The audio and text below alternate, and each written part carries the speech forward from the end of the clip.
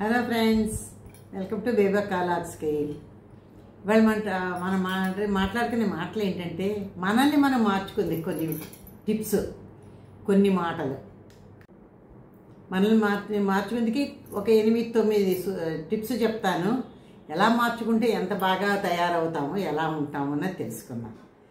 Skip చేయకుండా వినండి. అందరికీ పనికొచ్చేదే కదా, చిన్నవాళ్ళు పెద్దవాళ్ళు ఎవ్వరికీ తేడా లేదు, అందరికీ పనికొస్తుంది. అసలు ఎక్కువగా ఈ టిప్స్ అన్నీ కూడా కొంచెం మిడిల్ ఏజ్ నుంచి వాళ్ళకి బాగా పనికొస్తుంది. అంటే చిన్న వయసు వాళ్ళకి ఇంకా వాళ్ళకి ఏమీ తెలీదు, తెలిసిన వాళ్ళు ఇది చేసేది లేదు. 40-45 నుంచి అందరూ నేర్చుకున్నారనుకోండి, ముసలితనంలో సుఖపడగలుగుతాం అన్నమాట. చలో అయితే ఆ 9 టిప్స్ ఏంటో తెలుసుకుందాం. వెల్కమ్ అండి. చెప్పాను కదా, మనని మనం మార్చుకునే 9 టిప్స్ అని. ఫస్ట్ టిప్పు నేను చేస్తున్నది, మీరు చూస్తున్నది ఏంటది ఊహించుకోండి. ఎప్పుడు నవ్వుతూ ఉండాలి, నవ్వుతూ మాట్లాడాలి. నవ్వుతూ ఏ పనైనా సంతోషంగా నవ్వుతూ చేస్తే సక్సెస్ అవుతాం. మనం బాధగా చేసి మెల్లిగా చేసి అబ్బా ఉస్సు అని చేస్తే సక్సెస్ అవ్వం. సక్సెస్ అయినా దాంట్లో ఆనందం కనిపించదు. చూడండి, నవ్వుతూ చేసిన దాంట్లో ఆనందం వేరే ఉంటుంది. అంతే కదండి, నవ్వుతూ మాట్లాడుతుంటే సక్సెస్ సాధిస్తాం. నవ్వుతూ మాట్లాడి సంతోషంగా ఉంటాం, మన మొహంలో గ్లో ఉంటుంది, మన చుట్టుపక్కలంతా వాతావరణం అంతా హాయిగా ఉన్నట్టు అనిపిస్తుంది. అసలు పాయింట్ ఏంటంటే, మనం ఎప్పుడు నవ్వుతూ సంతోషంగా కనిపించామనుకోండి, అందరూ మన అట్రాక్ట్ అవుతారు, మన దగ్గరికి రావడానికి ఇష్టపడతారు అన్నమాట. అదే మన మొహం మార్చుకొని కోపంగా చిట్లాడిపోతే ఇలాగలాగా ఉన్నాం అనుకోండి, ఎవ్వరు మన దగ్గరికి రారు కదా. సీరియస్గా ఉంటే ఎవరన్నా వస్తారా? రారు కదా. మనం ఎంత నవ్వుతూ ఉంటే మన చుట్టూ అంతమంది వస్తారు, అంతమంది మన చుట్టూ ఉంటే మనకి అంత పాజిటివ్ ఎనర్జీ ఉంటుంది, అంత సక్సెస్ఫుల్గా ఏ పనైనా చేయగలుగుతాం. మన మనసుకు ఉల్లాసం ఉత్సాహం వస్తుంది. అనారోగ్యాలు దరిచారు ఎన్ని ఉన్నాయో చూడండి, నవ్వుతూ మాట్లాడుతూ ఉంటేను. నవ్వుతూ ఉండాలి ఎప్పుడూను.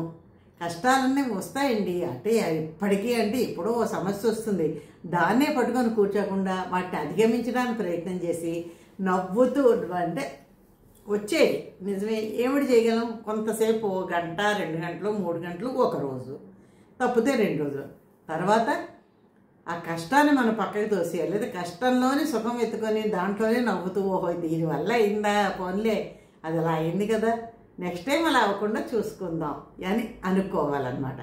అలా నవ్వుతూ ఉన్నాం అనుకోండి, ఎంతో హ్యాపీగా ఉండగలుగుతాం.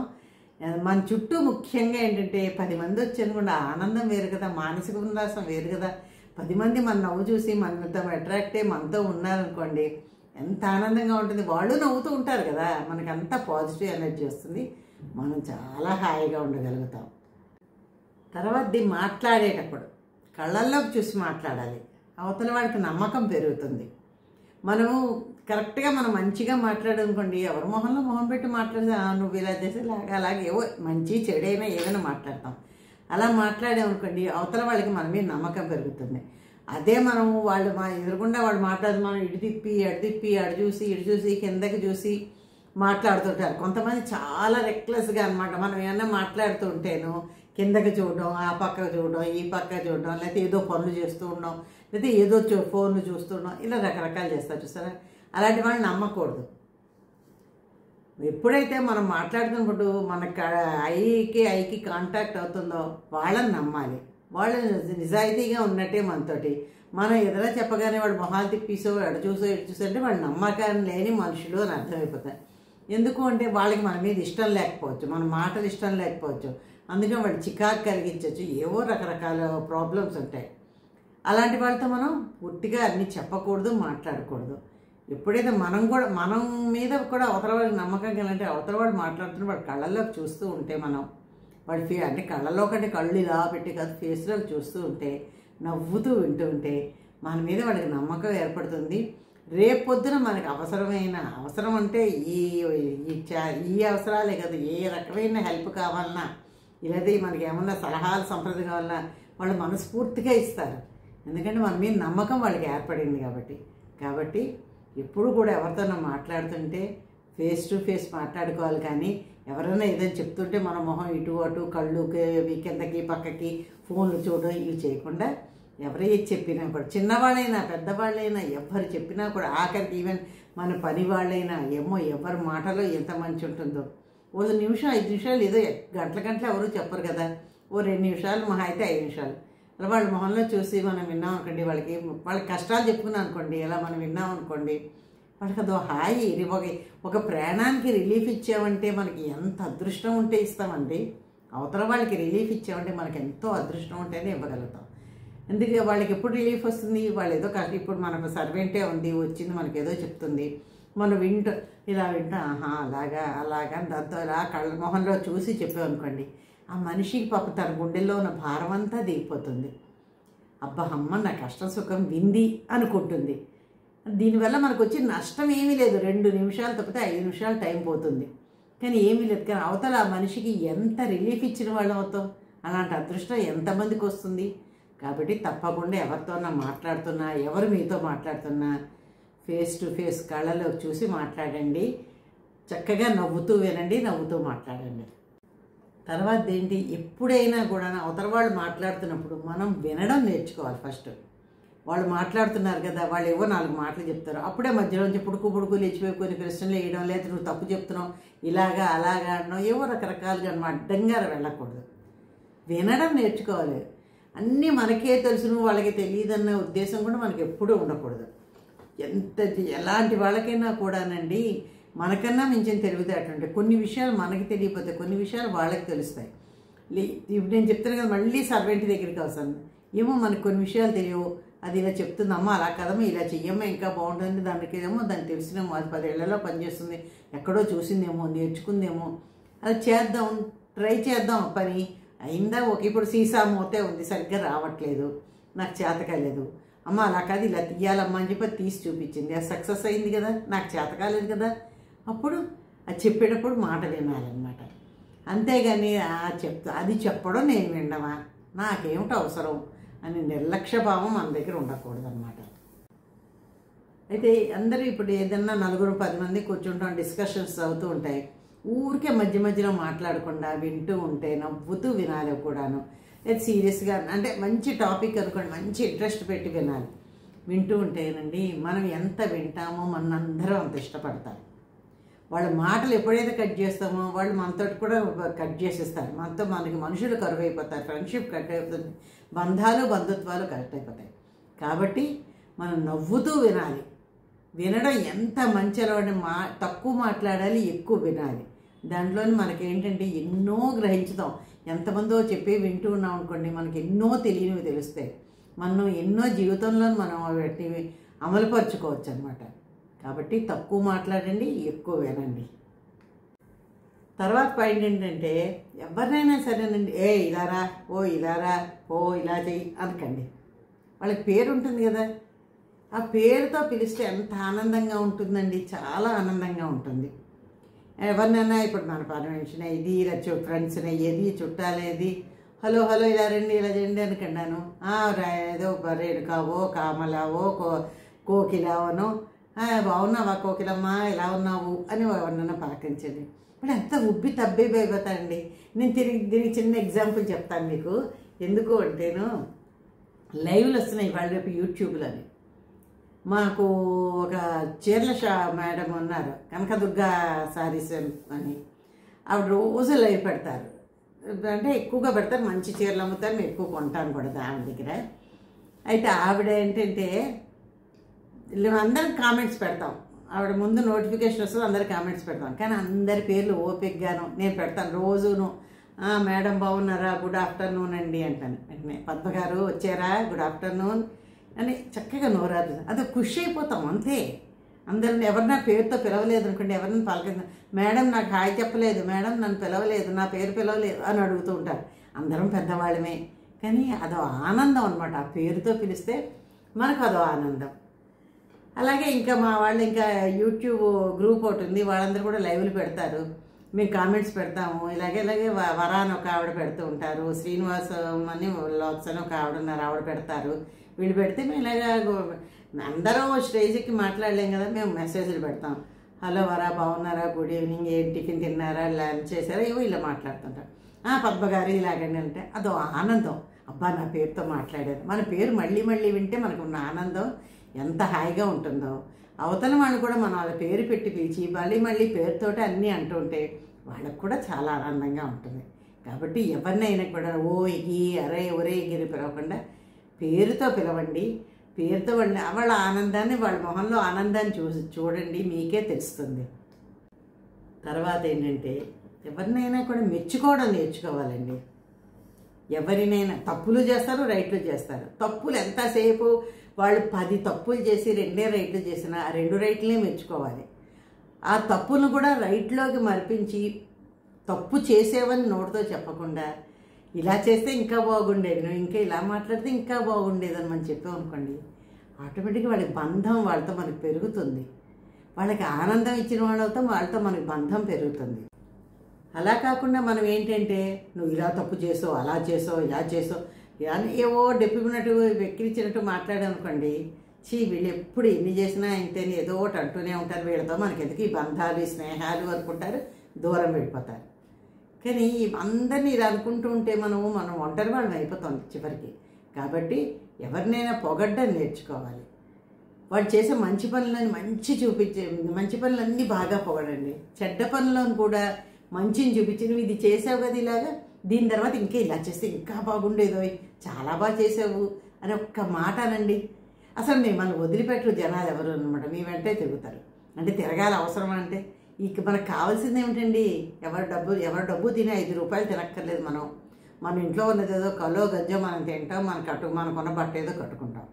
కానీ మనసారా మాట్లాడే మనుషులు కానీ, మనం అంటే ప్రాణం ఇచ్చే మనుషులు కానీ ఉండే దానంత బంధం మరొకట్లేదు. కాబట్టి ఎవరినైనా పొగడ్డం నేర్చుకోండి. వాళ్ళు తప్పులు చేసినా చెప్పాను కదా, తప్పుల్నిలోంచి మంచి చూపించి ఇలా చేయి ఇంకా బాగుంటుంది నెక్స్ట్ టైం అన్నాం అనుకోండి, వాళ్ళకే ఎంకరేజ్మెంట్ ఇచ్చినట్టు ఉంటుంది, మనతో వాళ్ళ బంధం బలపడుతుంది అన్నమాట. తర్వాతది ప్రతి దానికి కొంతమంది ఎక్కువ ఆలోచిస్తారు.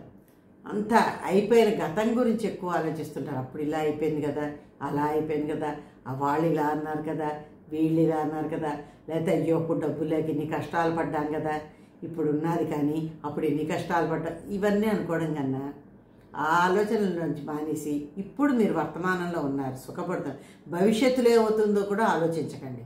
ఇప్పుడు మీరు జరుగుతుంది ఈరోజు మనకు భలే నడిచి రాత్రి పడుకునే ముందు దేవుడికి థ్యాంక్స్ చెప్పుకుంటాం కదా అందరూ, దేవుడా ఈరోజు సక్సెస్ఫుల్గా నన్ను పని చేయించావు, హెల్దీగా ఉన్నాను, తిన్నాను, హాయిగా తిన్నాను, అంతా బాగుంది, ఇంకా నేను మంచం ఎక్కి పడుకుంటున్నాను దేవుడా, వేల కృతజ్ఞతలు చెప్పుకుంటాం.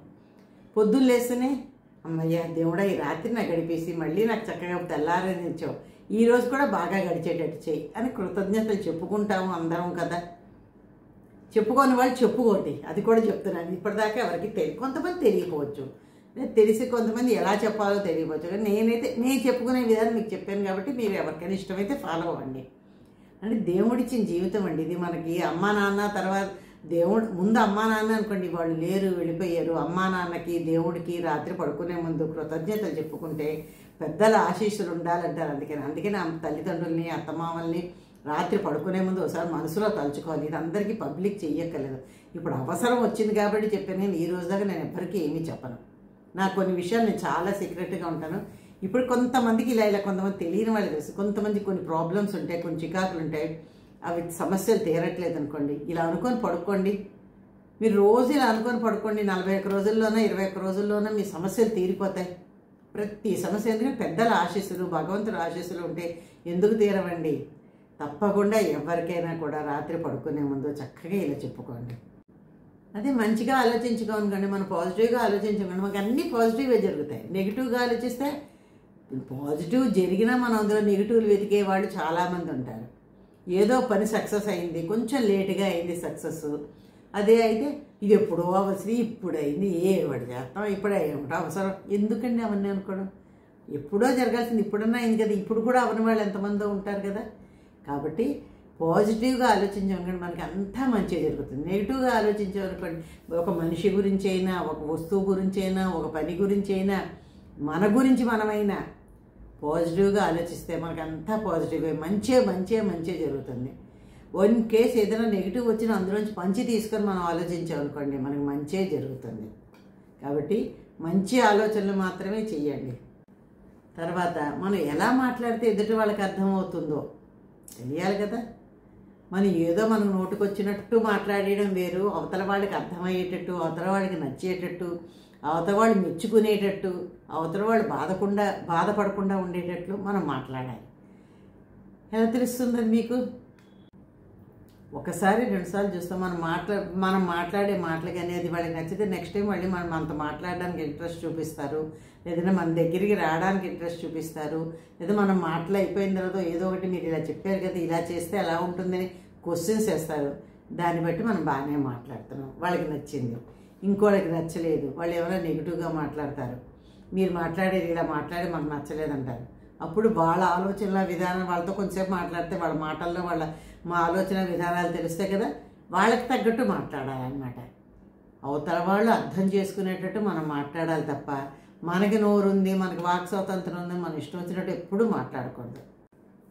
అందుకే ఏదైనా మనం ఒక విషయం చెప్పామనుకోండి, అవతల వాళ్ళకి అర్థమవుతుందా లేదా, వాళ్ళ ముఖ కళవళికలు బట్టి తెలిసిపోతుంది. అర్థమవుతే ఇంట్రెస్ట్గా మనం చెప్పాను ఇందాక, మొహం పెట్టి చూస్తారు. అర్థం కాలేదనుకోండి, వాళ్ళు కొంచెం మొహం చెట్టించడం, ఇటు తిరగడం, అనీజీగా ఇలా తిరుగుతూ ఉండడం, అంటే కదులుతూ ఉండడం, ఇలా చేస్తున్నాకండి, వాళ్ళకి మనం చెప్పే మాట అర్థం కాలేదు, ఇష్టం లేదు, కాబట్టి మనం ఇక్కడికి ఆపేద్దాం. లేదా అర్థమయ్యేటట్టు చెప్పడానికి ప్రయత్నం చేసి అర్థమయ్యేట వాళ్ళకి అవసరము, వాళ్ళు అడిగారు అంటే మీరు చెప్పింది అర్థం కాలేదంటే, వాళ్ళు డైరెక్ట్గా అడిగినాక మీరు చెప్పింది నాకు అర్థం కాలేదని అనుకోండి, ఇంకా వివరంగా మీరు చెప్పగలిగితే చెప్పి వివరంగా చెప్పగలిగడం ప్రయత్నం చేసి చెప్పి వాళ్ళ చేత మెప్పు పొందండి. వాళ్ళకి హెల్ప్ చేసిన వాళ్ళము అవుతాం. కాబట్టి ఏదైనా మనం మాట్లాడేటప్పుడు అవతల వాళ్ళకి అర్థమయ్యేటట్టు మాట్లాడాలి. లాస్ట్ పాయింట్ ఏంటంటే, ఎవరికైనా సాయం చేయండి, చేతనైనంత సాయం. మనకి ఎంత చేతనైతే అంత సాయం చేయండి. ఎక్కువ కాదు, ఎవరి శక్తి కొద్దీ, ఎవరు ఓపిక, శారీరక శక్తి కానీ ఫైనాన్షియల్గా కానీ ఏదైనా కూడా ఎవరి శక్తి కొద్దీ వాళ్ళు సాయం చేయండి. సాయం చేసి వాళ్ళు ఎప్పటికీ మనం మర్చిపోరండి. చిన్న సాయాలు చాలామంది, అబ్బా మీరు ఆ రోజు ఎంత బాగా చేశారండి, ఎంత బాగా చెప్పారండి, ఈరోజు నేను ఇలా ఉండగలిగానండి అంటారు. నిజమే, కొంతమంది చిన్న మాటలు చెప్తారు, కానీ ఆ మాట వల్ల మన జీవితంలో ఎంతో షైన్ అవుతాం. కాబట్టి చిన్న సాయాలు కానీ, మీకు ఉందా డబ్బులు ఎవరికో ఫైనాన్షియల్గా కావాలి, ఓ 10 రూపాయల దగ్గర 50 రూపాయలు ఇవ్వండి, ఉండగలిగిన వాళ్ళు, ఉన్నవాళ్ళు, లేనివాడు 10 రూపాయలు ఇవ్వండి. ఆ టైంకి వాళ్ళకి వాళ్ళ అవసరానికి మనం సాయం చేస్తే ఆ జన్మాంతరం వాళ్ళు మనం గుర్తుపెట్టుకుంటారు. ఉత్తప్పుడు సాయం చేయడం కన్నా అవసరం అప్పుడు చేయడం చాలా అవసరం. ఎలాంటి వాళ్ళ పరిస్థితులు తెలిసి వాళ్ళు అడగక్కలే, నోరిప్పి నాకు ఇది కావాలి అది చేసి పెడతారని అడగక్కలే. వాళ్ళు చూసి మనం గుర్తించి వాళ్ళకి ఏదైనా హెల్ప్ చేయడానికి మనం ముందు వెళ్ళి వాలంటరీగా మనమే హెల్ప్ చేసేసి, వాళ్ళు వద్దన్నా లేదు మీకు ఇది చేస్తామని చేసేసి వచ్చేయండి. వాళ్ళు నిజంగానండి ఎవరైనా కూడాను, మనం కూడా అంతే కదా, మనకి ఎవరినా సాయం చేస్తే ఏం చేస్తాం, జీవితాంతం మిమ్మల్ని గుర్తుపెట్టుకుంటామండి, ఎప్పటికీ మిమ్మల్ని మర్చిపోలేమండి అంటాం కదా, ఇది కూడా అంతేనండి. కాబట్టి తప్పకుండా ఎవరికైనా సాయం చేయడం నేర్చుకోండి. చూసారా, ఇవన్నీ చెప్పదలుచుకున్నవి. మనల్ని మనం మార్చుకునే 9 విషయాలు చెప్పాను. ఇవన్నీ ఎలా ఉన్నాయో కామెంట్లో పెట్టండి, లైక్ చేసి సబ్స్క్రైబ్ చేయండి. చలో మంచి ఆలోచనకి. ఇవాళ మంచి ఆలోచన ఏంటంటే, డబ్బు ఎవరి కోసమైనా ఖర్చు చేయవచ్చు. ఎంత డబ్బైనా ఎవరి కోసమైనా, ఎవరి అవసరానికో ఏదో మీ ఇష్టం వచ్చిన వాళ్ళకి ఖర్చు చేయొచ్చు. కానీ సమయాన్ని, మన టైంని అర్హత గల వారి కోసమే ఖర్చు చేయాలి. అర్హత లేని వాళ్ళ కోసం ఖర్చు చేస్తే వృధా అయిపోతుంది. కాబట్టి సమయాన్ని ఎప్పుడు కూడా అర్హత ఉన్నవాడిని చూసే ఖర్చు చేయాలి. డబ్బు ఎవరి కోసమైనా ఖర్చు చేయొచ్చు. ఇదండి మన మంచి ఆలోచన. ఇవాళ నేను 9 పాయింట్స్ చెప్పాను. 9 పాయింట్స్లో ఎవరికి ఏ పాయింట్ నచ్చిందో కామెంట్లో పెట్టి లైక్ చేసి సబ్స్క్రైబ్ చేయండి. Thank you, bye.